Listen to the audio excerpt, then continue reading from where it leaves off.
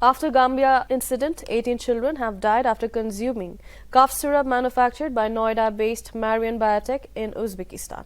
According to the Health Ministry of Uzbekistan, the batch of syrup contained ethylene glycol, which is a toxic substance. Notably, India is set to launch investigation over the incident.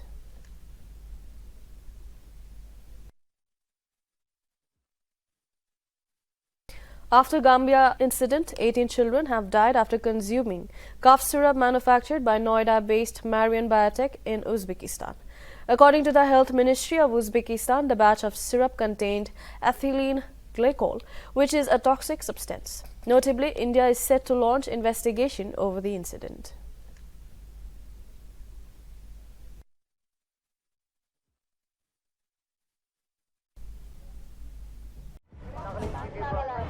Nagaland TV, Sop Manulaga Awas. Watch us live on Geo TV and on your television sets as well. For Dimapur viewers, we are on channel number 994 in Global Chapter, and Kohima and Mokokchung viewers, switch to channel number 138 on Hornbill Digital.